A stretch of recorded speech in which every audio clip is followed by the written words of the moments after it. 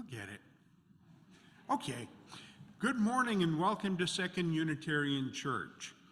I'm Okay. We're all working stuff out, and that's okay. I'm John Broom, a member of the church's Board of Trustees. My pronouns are he and him. Today, we're in person at the Admiral at the Lake and here in the 2U Sanctuary, and we're continuing to meet virtually using Zoom.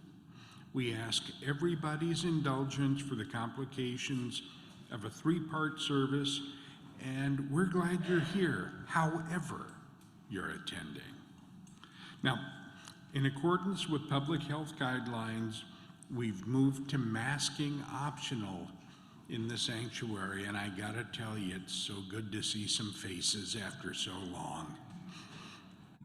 We will continue to pay attention to COVID numbers, and masking may be required again to keep everybody as safe as possible. We especially welcome newcomers this morning. Finding a community and making new connections can be challenging, but please know that we're excited to have you and look forward to getting to know you. So if you're new to us today, please note that in the Zoom chat or mention it in person during the conversation in the Palmer Room after the service.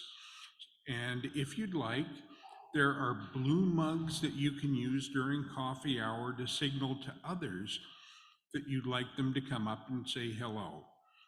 So if you see somebody with a blue mug, be sure to say hi.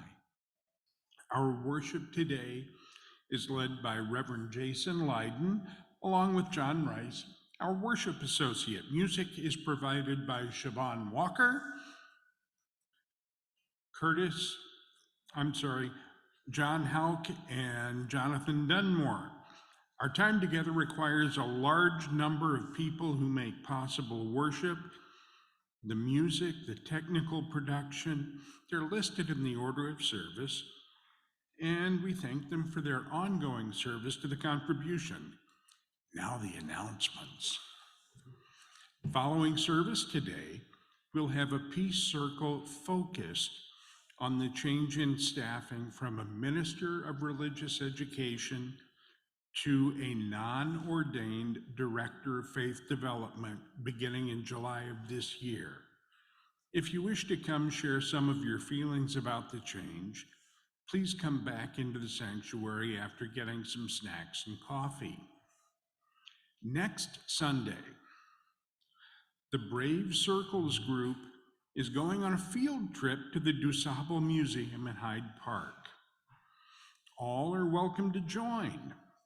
We'll be caravanning together after service and stopping somewhere for lunch along the way.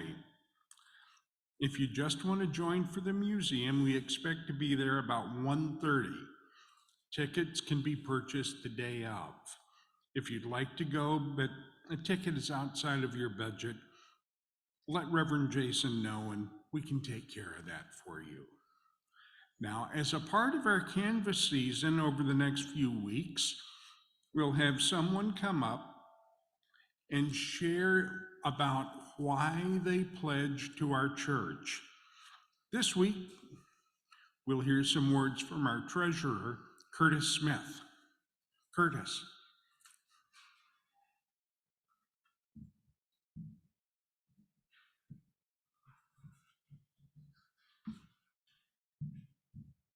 Good morning, everyone. Good morning. This is the day after St. Patty's Day. I forget that St. Patty's Day is celebrated a week before, which is really interesting, because you always walk out of your house on Saturday and you're like, why is everyone dressed in green? And you're like, oh my God, of course. Of course, it's like not 7 o'clock in the morning, so people like to get up early on St. Patty's Day, celebrate. Thank you for having me up here today. I've been here for a long time. I've been here for 21 wonderful years at 2U, and it's been a place where I've been able to explore my faith, practice my inclusivity, and live out justice. I've been part of, or I have witnessed, this church celebrating and acknowledging life transitions from weddings, commitment ceremonies, child dedications, memorial services for those both inside and outside of our congregation. These life stages are full of changes, which include loss, gain, and growth. And many times, all three are happening at the same time. Like when I first walked into the Palmer Room and came into the sanctuary, I was here because my mother needed some support because of a personal crisis. But to my amazement, when we got up and started doing the message, there was no minister. I was like, what is going on here? I was just blown away. But even before that, when we did the joys and concerns, people actually got up and voiced their joys and concerns to everybody. And I'm saying, what is happening? This is really wonderful. I just never saw a community that allowed you to have the space where you could share how you felt.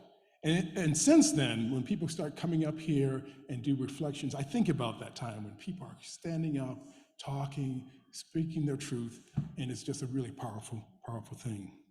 And then, of course, after that day, we went out into the Palmer Room and I started asking questions.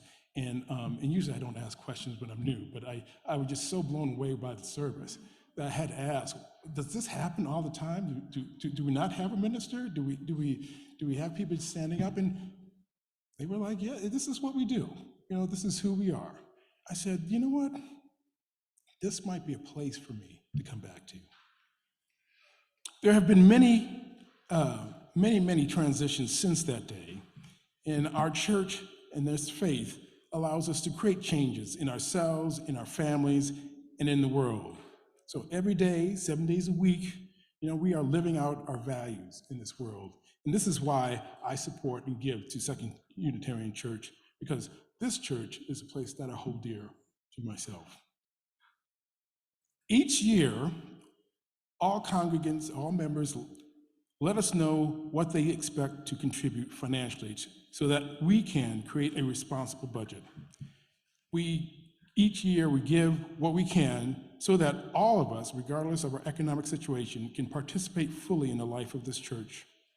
To make a pledge, please fill out a pledge sheet, which you can find on the welcome table outside in the Palmer Room, or you can go to the Second Unitarian website and there click on Now More Than Ever, Resilient Together, and you'll find information about the pledge campaign, as well as you can make a pledge there. And then lastly, as John noted, there will be, from our canvassing team, there will be people reaching out to you asking if you would like to make a pledge, and please, you can make a pledge with them as well. Finally, we are going to have a wonderful event on April 2nd. It is our 2023-2024 annual campaign kickoff event, and you are all invited. This is a day not to miss because we are going to have food. Not that we don't have food every day, but we're going to have food prepared by members of our community, spaghetti, and then we're also going to have some desserts. So we would like you to come. But if you wouldn't mind signing up so that we can have a count of the people who are coming. And so there is a sign-up sheet also on the welcome table in the Palmer Room. But you should also expect to get an email that will also let you sign up online that way. So anyway, thank you all for letting me speak, and I look forward to seeing you around. Thank you. Thanks very much, Curtis. You can find additional announcements in the order of service. Now, I welcome John Rice to lead our call to worship.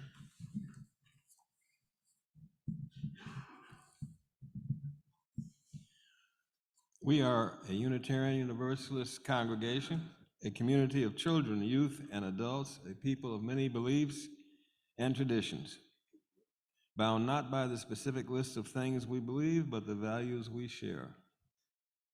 Whether you are joining us for the first time or for the 1000th time, you are welcome here.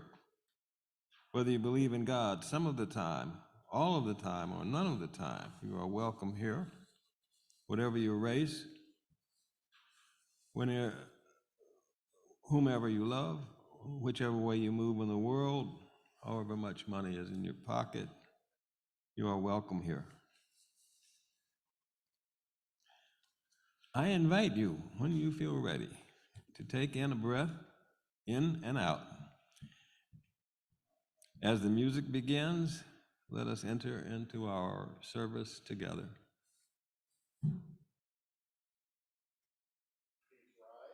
In body or spirit, or both? You're jumping ahead, John. I'm jumping ahead. Try it not for the same time. Oh, sorry. Just kidding. Just kidding. You can sit down.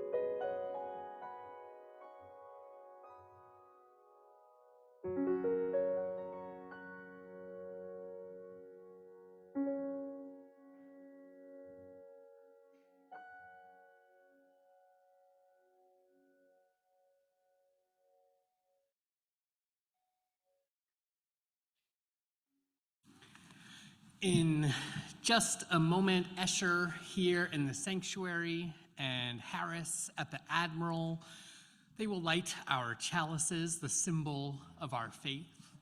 And we light our chalices this morning with these words from the Reverend Telos Whitfield. With the kindling of our flame, we recognize the fragility of life and our own vulnerability as we navigate challenges that always seem to come. May this light remind us of the strength we possess as individuals and collectively as a community to lean into and respond, finding our way forward together. Sure. You actually do know my pronouns.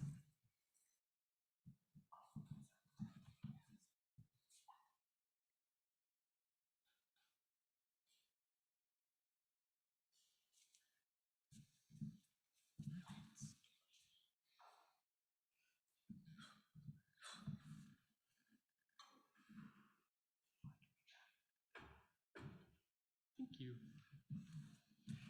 Now, John, as excited, perfect. My enthusiasm, but I'm a lot less jumpy now after that lovely intro. Sorry.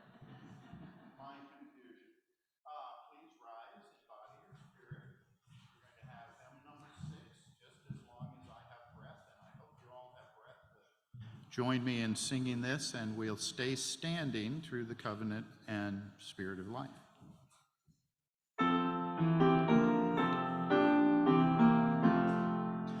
Just as long as I have breath, I must answer yes to life. Though with pain I made my way, still with hope I meet each day. If they ask what I did well, tell them I said yes to life. Just as long as vision lasts, I must answer yes to truth. In my dream and in my dark, always that elusive spark. If they ask what I did well, tell them I said yes to truth. Just as long as my heart beats, I must answer yes to love. Disappointment pierced me through, still I kept on loving you. If they ask what I did well, tell them I said yes to love.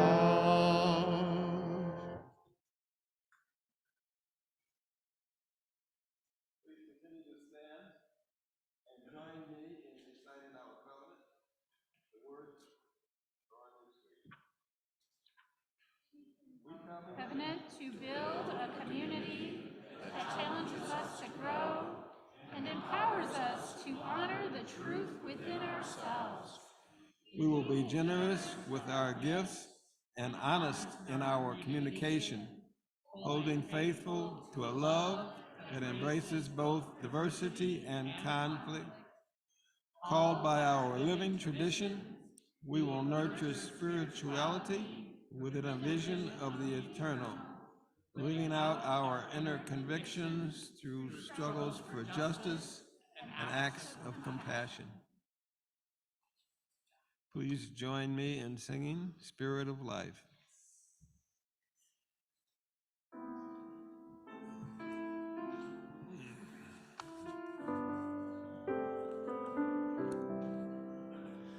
Spirit of life, come unto me. Sing in my heart all the stirrings of compassion. Blow in the wind, rise in the sea, move in the hand, giving life the shape of justice. Roots hold me close, wings set me free. Spirit of life, come to me, come to me.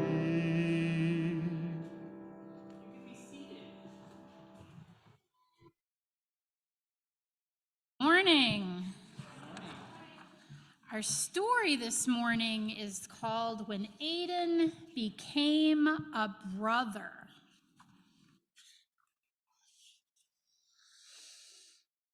When Aiden was born, everyone thought he was a girl. His parents gave him a pretty name, his room looked like a girl's room, and he wore clothes that other girls liked wearing.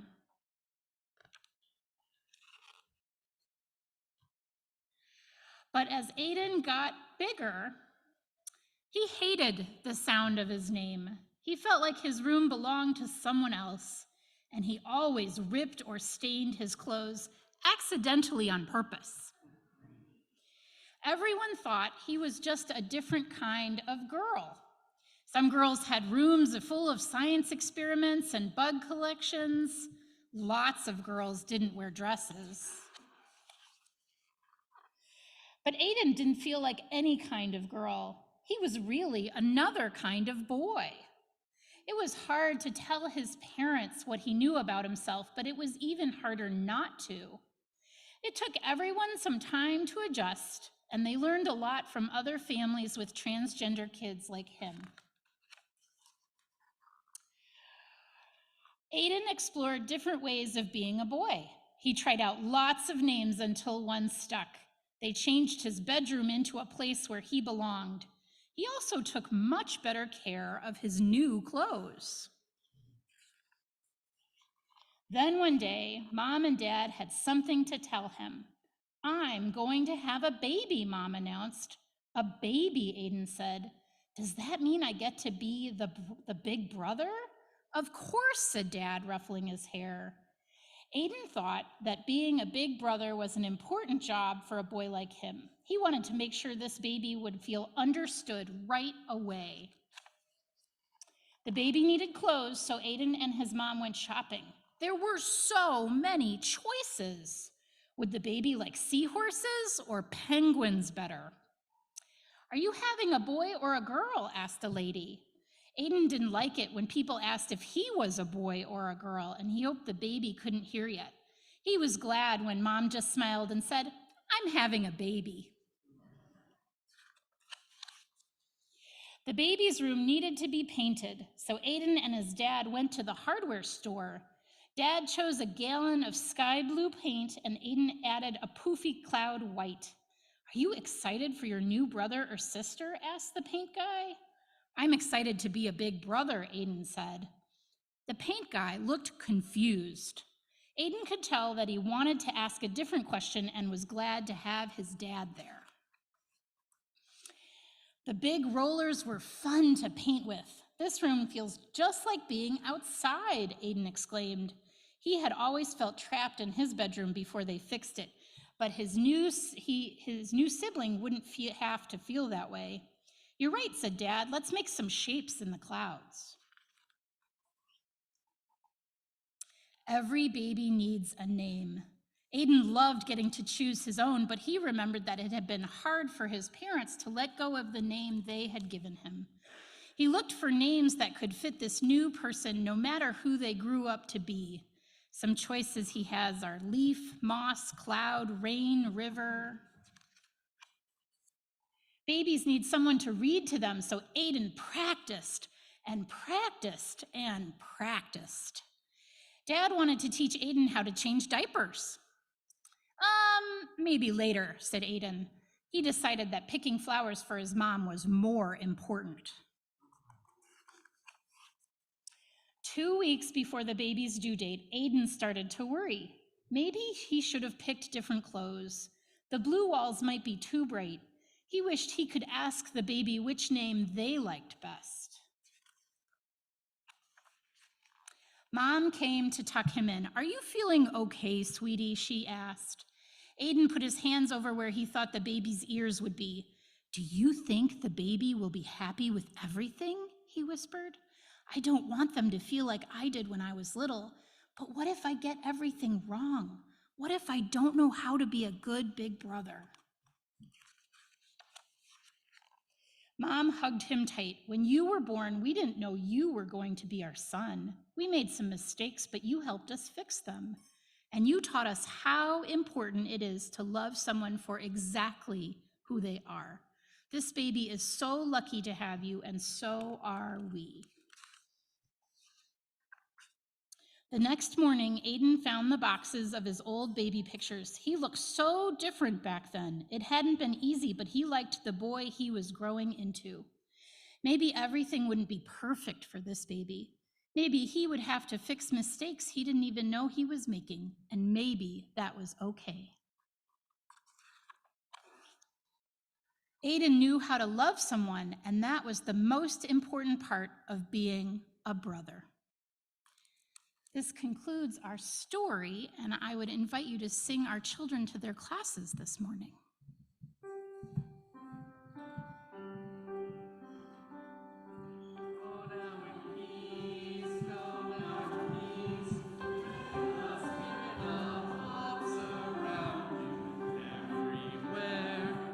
Everywhere you may go. As we reflect on vulnerability this morning, I hope that story sits well with you. And also, as we reflect on vulnerability, I notice no one ever sits in these vulnerable seats right here where I could see you so much better, but so it is.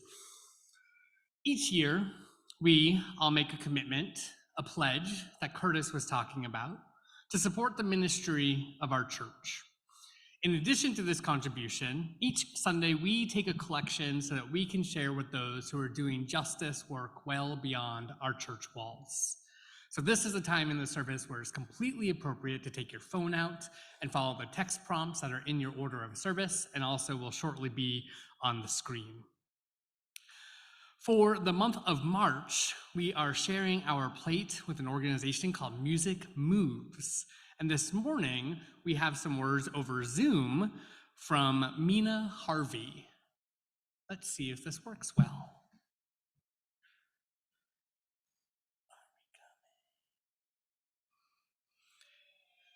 We have a brand new tech person starting today, Joey. Welcome, Joey. And so we're learning things as we go.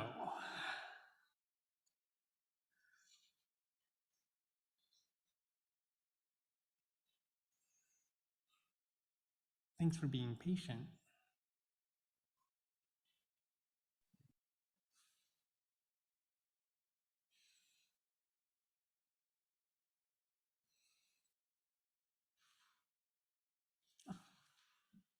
Hello, congregation.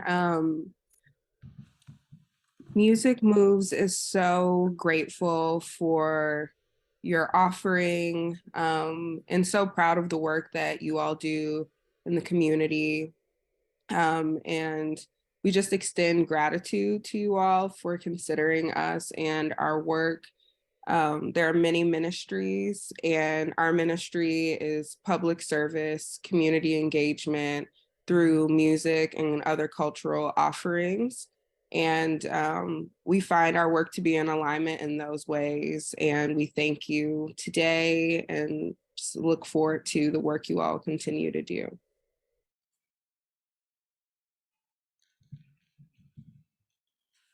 Now I invite you to join me in reading our offertory words.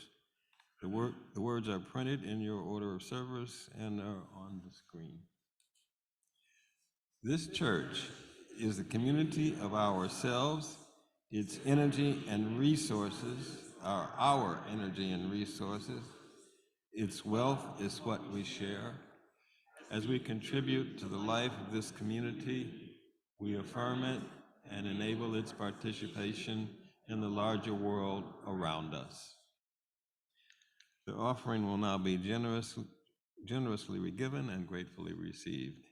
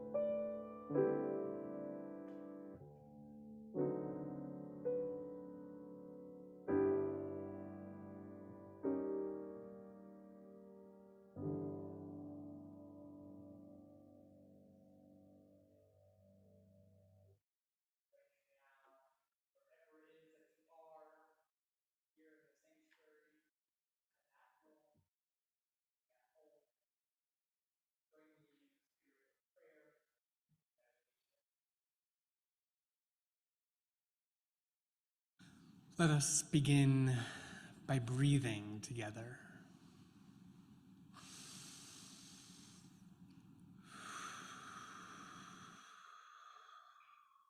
Try relaxing the muscles in your shoulders.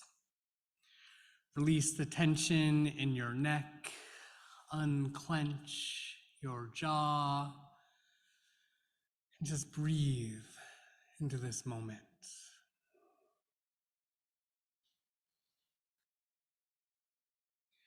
We begin always in thanks. Thankful for the breath in our lungs, the beauty of our earth, and the strength of this, our beloved community. We hold in our hearts those who care for family in ill health, those who live with grief or chronic pain, those struggling with addiction or illness, seen and unseen. We are with you. For parents and teachers, and all those whose primary spiritual practice is caring for children, we are with you. We pray for our neighbors in prison, for those who are struggling to stay afloat in the midst of poverty, we are with you. We pray for all those living in harm's way. Pray for our planet and commit to work that will lead us away from the harms of climate chaos. As war continues to rage on, we pray that wisdom, compassion, and empathy guide the leaders of our world. May they and we be instruments of a just and lasting peace. Our lives are truly blessed by those who knowingly, with curiosity and courage, face their final days. Into this, our shared silence across space, I invite you now to speak the name of anyone you wish to lift up in the loving support of our community.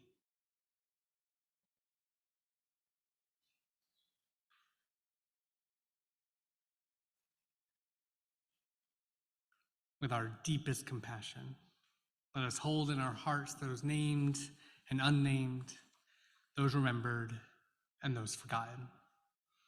Let it be so. Amen and blessed be.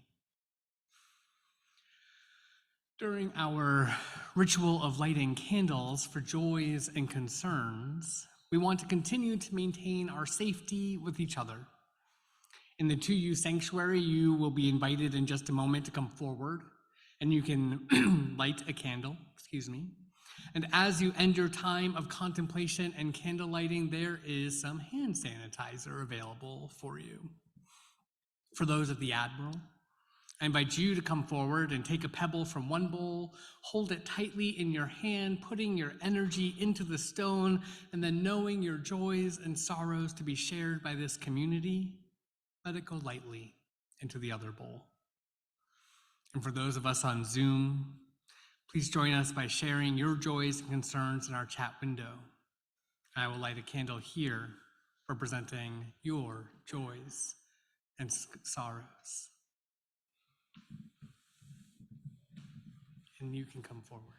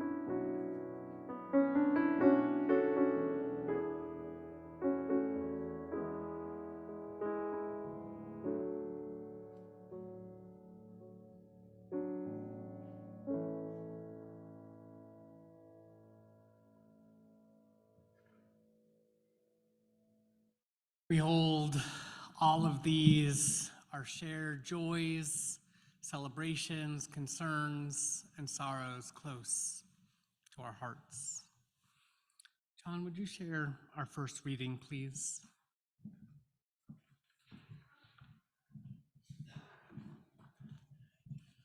Our first reading this morning is from poet Naomi Shahib Nye, entitled Kindness. Before you know what kindness really is, you must lose things. Feel the future dissolve in a moment like salt in a weakened broth. What you held in your hand, what you counted and carefully saved, all this must go so you know how desolate the landscape can be between the regions of kindness. How you ride and ride thinking the bus will never stop, the passengers eating maize and chicken.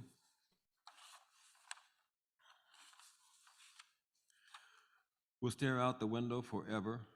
Before you learn the tender gravity of kindness, you must travel where the Indian in a white poncho lies dead by the side of the road.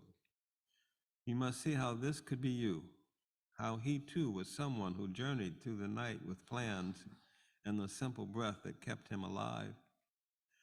Before you know kindness as the deepest thing inside, you must know sorrow as the other deepest thing. You must wake up with sorrow. You must speak it till your voice catches the thread of all sorrows and you see the size of the cloth. Then it is only kindness that makes sense anymore. Only kindness that ties your shoes and sends you out into the day to gaze at bread. Only kindness that raises its head from the crowd of the world to say, "It is I you have been looking for," and then goes with you everywhere like a shadow of a friend.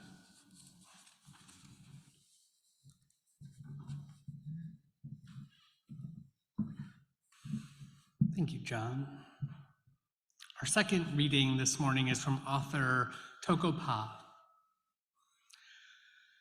It's hard to be seen with your messy lostness, exhaustion, and overwhelm as you stumble through the complexities of life. But how else can someone become trustworthy unless you allow them to share in your hardship? How can we form the village we ache for unless we allow ourselves to wrestle with things together? If you are well, consider being the medicine for someone else's pain. Rumi says, "Where lowland is, that's where water goes. All medicine wants is pain to cure." But if you are unwell, consider asking a friend you want to trust for help. Consider that to be invited behind your hedge, this is a privilege, and it calls upon the compassion in all that of us that lives to flow into that low land. Now, sometimes the person you call upon may not have the capacity to meet your vulnerability, and there is terrible grief in this. You might be tempted to grow your hedge even higher and swear off this sharing stuff, but perhaps there's a greater attrition taking place. Perhaps you already knew you were calling upon the wrong person. And perhaps there's someone unexpected in your midst who keeps showing up and challenging you to receive their support. You, who would normally bear it alone, yours is a necessary yielding. Your asking is the invitation that may keep us bound in place and memory together. Yours are the first threads of a village in the making. Let's hear our anthem.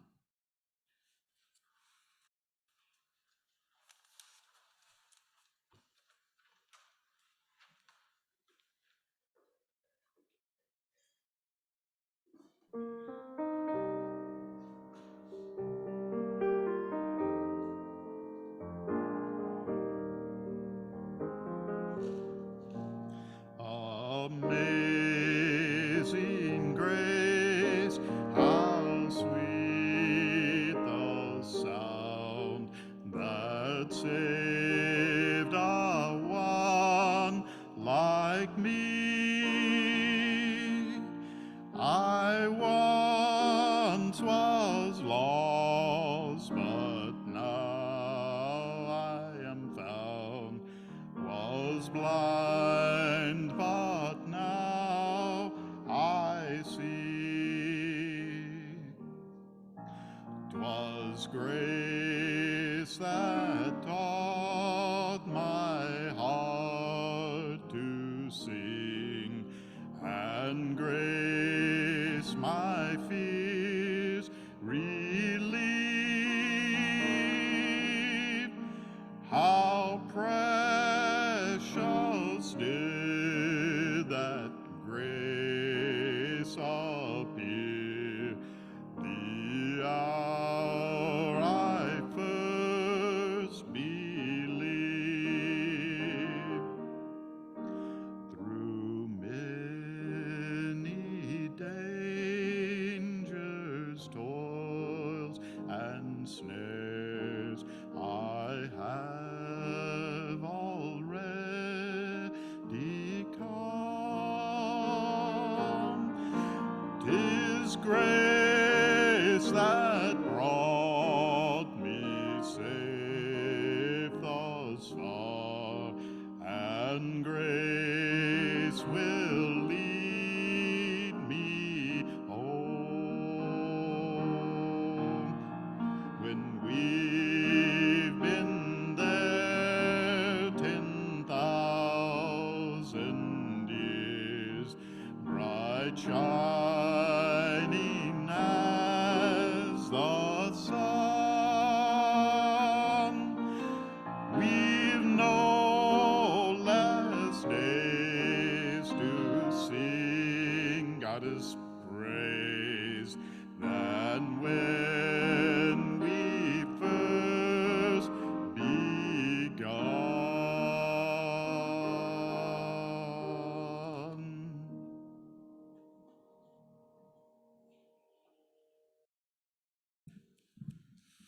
Thank you, John. Beautiful to hear your voice. So Brene Brown is considered quite the expert on vulnerability. She even has a TED Talk about it with millions of views. And you may recall that we engaged quite a bit with her work when we reflected together on shame. This time, I want to share some of Brene Brown's ideas with you, but I find myself diverging from her a little bit. And I wonder where you might find yourselves on this question of vulnerability and the ways we practice it in our lives with one another. Brene Brown writes this: vulnerability is the birthplace of love, belonging, joy, courage, empathy, and creativity. It is the source of hope, empathy, accountability, and authenticity. If we want greater clarity in our purpose or deeper and more meaningful spiritual lives, vulnerability is the path. So she says. Quite the bold statement about vulnerability. The birthplace of love. The source of hope. And the path we must take if we want more meaningful lives. Does that resonate with you? Where does that statement sit in your body? Are you feeling inclined to embrace it or resist what she's saying?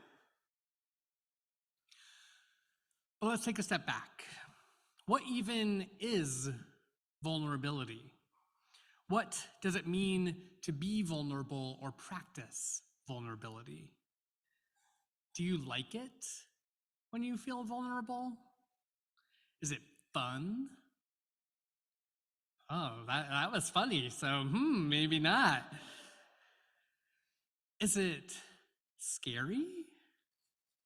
some combination of both, or maybe something entirely different for you. Feminist podcaster Kara Lowenthal suggests that we experience vulnerability when we have internalized fear that another person or a group of people will respond or react to us in a way that affirms the shame or insecurity we already hold about ourselves. It's about us. This framing of vulnerability, this really speaks to me. The more confident I am in an aspect of myself, the less vulnerable I feel sharing about it. For instance, it could make me feel vulnerable to talk about my experience of incarceration. There are all sorts of pieces about it that could make me feel vulnerable. Am I anxious that others will judge me for the actions I took that ended me up in jail? Do I feel like I'm taking up too much space as a white man who served only 6 months in prison nearly 20 years ago now? Am I concerned about how people will respond when I share about experiences being in a queer segregated unit in county jails in Georgia? Am I ashamed about being sexually assaulted by a prison guard? Do I feel guilty about getting out when there are still millions of people, majority Black and Latinx, still locked up? Do I talk about prison things too much at church in a way that might alienate people? So many different things could make me feel vulnerable when sharing about my time in prison. And yet, to be honest, I no longer feel vulnerable sharing about this experience. I have done so much healing work over the last 20 years, and I have put myself in positions where I had to talk about this experience countless times. If I felt vulnerable every time I spoke up, what might that say about my sense of self as a person? If 20 years later I am still afraid of how people might react to my story of incarceration, what work would that mean I still needed to do for me? I may appear vulnerable to other people when I share about that 6-month period of my life, but I experience myself as secure in my story, solid in my truth, and confident in that part of who I am. And to be honest, I'm grateful that I don't feel vulnerable sharing about that anymore. But why? What is it about vulnerability that we might seek to avoid in our lives? I wonder if you have experiences in your life that maybe you've processed in therapy or journaled about or reflected on with friends that once made you feel quite vulnerable, but now it no longer does. Maybe it's even a source of pride. In my experience, there is often a great sense of vulnerability for queer and trans folks when first coming out. We heard a little bit about Aiden's story this morning. I still remember being 12 years old and writing my mom a note that I hid in her pocketbook that said, "I hope this doesn't ruin your day, but I'm gay." Poet. What a poet. But why did I think it would ruin her day? Where was that shame coming from?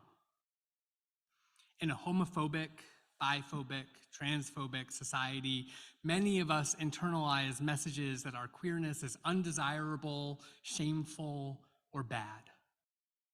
We feel vulnerable sharing with people about our queerness, not only because we fear how they might react, but we have so much of our own internalized shame that we are so afraid we will be treated by others with the same disdain we already treat ourselves. This relates directly to what Kara Lowenthal offers in her framing of vulnerability. For Lowenthal, we are only as vulnerable as we allow ourselves to be. The stronger we feel, the more confidence we have, the more shame we let go of, the fewer things there will be about our authentic selves that make us feel vulnerable. Different from Brene Brown's framing of vulnerability as the source of love and intimacy, Lowenthal is encouraging us to feel more grounded in our truth and maybe experience less vulnerability when expressing ourselves as fully as possible. For most queer and trans folks, the vulnerable experience of the first coming out moment is not the same as when they come out for the 100th time. With a greater sense of self, with a community that gets created over time, the risk of being one's true self changes. The internal messages, they've gotten kinder. Pride and confidence, maybe, have come in. A once scary thing to say about oneself becomes something that one shouts from rooftops. And while we might not literally shout from rooftops about the queerness at our church, as the fourth openly queer person to serve as a settled minister of this church, I have felt no vulnerability in an identity that I imagine that Reverend Charlie Cast, I bet he probably did in the 80s. So what does this say about vulnerability? Context matters. Time matters, place matters, self-esteem matters, social systems matter, shame matters, and I would suggest that one of the most important things that matters is both the real and perceived amount of risk. It seems to me that without risk, there is no vulnerability. Vulnerability is not simply emotional. There are real and tangible ways that some people are vulnerable while others are not. Tarana Burke, who is credited with founding the Me Too movement, she has some essential words about Black women's vulnerability. We are vulnerable even when we are not, she writes. We are vulnerable even when we have chosen not to be. The existence of Black women is always under assault. Our hair is an insult, our bodies are violated, our Black brothers, sons, fathers, daughters, mothers, sisters, grandmothers, aunties are all vulnerable. We can disappear, be assaulted, be murdered under the color of law without recourse. Despite our credentials and accolades, we can be the first to be laid off. We know this and we are reminded of this. We are always vulnerable, living without certainty and at risk. So it is important for us to reflect on the power of emotional vulnerability and the choice one can make to be vulnerable. But we cannot divorce that understanding of vulnerability from the material reality of our world, where some people, creatures, lands are made vulnerable and are intentionally put at risk. Ruth Wilson Gilmore, in her book Golden Gulag, defines racism as group differentiated vulnerability to premature death. Group differentiated vulnerability to premature death. The vulnerability Tarana Burke and Ruth Wilson Gilmore are writing about is not the liberatory practice of vulnerability that helps forge intimate relationships or leads to healing and transformation. No, instead, I wonder if we might be able to differentiate between liberatory vulnerability and harmful vulnerability. Vulnerability that helps us get closer to our authentic selves, and vulnerability that puts our authentic selves at risk. Returning to my own story a little bit, I was made vulnerable against my will during my incarceration. My experience of those 6 months was a time of tremendous vulnerability. My body was under the control of the state. I could be transferred whenever they wanted. In the course of 6 months, I was in 5 different prisons or jails. When I was placed in solitary confinement for 45 days, I was profoundly vulnerable, and my mental health suffered. Being strip searched dozens of times, having my naked body exposed in front of prison guards, that was harmful vulnerability. Being able to speak about it and find my healing over the last 2 decades, that was possible because of liberatory vulnerability. I have had to choose to be vulnerable with myself in order to heal, so that I could be part of a movement abolishing the systems that caused me and millions of others so much harm. In her poem that we heard, Naomi Shihab writes, "You must wake up with sorrow. You must speak to it till your voice catches the thread of all sorrows, and you see the size of the cloth. Then it is only kindness that makes any sense anymore." I wonder if the intentional practice of liberatory vulnerability is something similar. Take a moment. When was the last time in your life when you felt vulnerable in a way that opened you up to something new? Keep in mind, for it to be vulnerability, there has to have been real or perceived risk.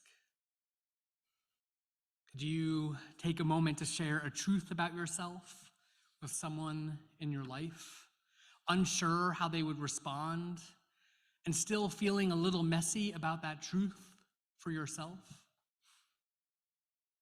Did you offer something you created to someone else? A gift that was, in some ways, a part of yourself, and you turned it over to others to be received in unpredictable ways? The more we are aware of our own feelings of vulnerability, the more we understand the impact vulnerability has on our own lives, I wonder if kindness might become the only thing that truly makes sense. Not in a systemic change kind of way. Kindness might not be particularly helpful for that, but in a relational way. If we understand that everyone around us is making decisions about how vulnerable they want to be, while also being subjected to different degrees of imposed vulnerability, might we benefit from approaching one another with deeper kindness, with curiosity, and with a freedom from judgment? And what of church? What role does church play in this journey? Returning to Brene Brown, again, she writes, "I definitely went back to church for all the wrong reasons. I really went because this is hard and this hurts. And in all the midlife unraveling books, they say, go back to church. That's what everybody does. So I went back to church thinking that it would be like an epidural, like it would take the pain away. Like I would just replace research with church, and that church would make the pain go away. And then I discovered that faith and church was not an epidural at all. Instead, it was like a midwife who just stood next to me and said, push, it's going to hurt. I thought faith would say, I'll take away the pain and discomfort. But what it ended up saying was, I'll sit with you in it. It is my prayer that church is a place where we can practice liberatory vulnerability with one another and not try to fix one another, but authentically embrace one another in the fullness of our beautiful, messy, complicated, imperfect selves. As we commit to practicing liberatory vulnerability, I wonder if we might also equip ourselves with some tools to resist harmful vulnerability. When we speak up for justice, when we create beloved community, when we support UU people of color specific spaces, and when we feed our hungry neighbors, we are making strides towards eradicating harmful vulnerability. What else might we do? How might church help you be vulnerable in ways that nurture your spirit? How might you engage with church to resist the unequitable distribution of harmful vulnerability? Maybe you want to avoid feeling vulnerable. We all laughed and thought, it's not that fun to feel vulnerable. Maybe you're working on your confidence and sense of self. Wherever you are on this vulnerability journey, it is my belief that church helps us engage more authentically because we love one another while also challenging one another to be our best selves. Reflecting on the possibility of religious community, theologian Howard Thurman writes, "I want to feel completely vulnerable, completely naked, completely exposed, and absolutely secure." We may not all feel all those things at church all the time, but I wonder, what might it look like for us to strive to live into Thurman's vision of authentic vulnerability and absolute security? I think it's up to us. Let it be so, and amen. Our closing hymn, Jonathan Dunmore.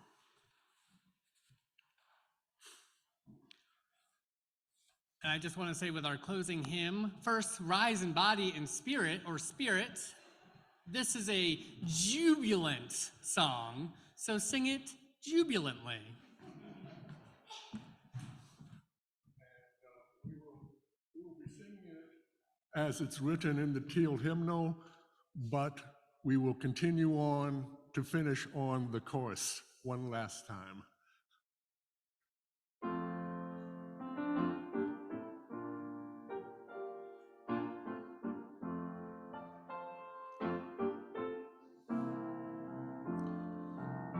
Sometimes in our lives, we all have pain, we all have sorrow, but if we are wise, we know that there's always tomorrow. Lean on me when you're not strong, and I'll be your friend. I'll help you carry on, for it won't be long till I'm gonna need somebody to lean on. Please follow your pride.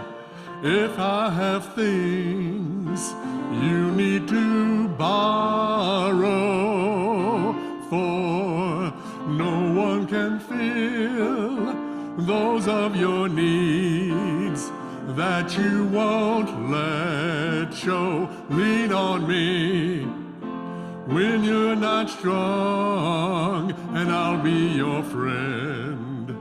I'll help you carry on, for it won't be long till I'm gonna need somebody to lean on.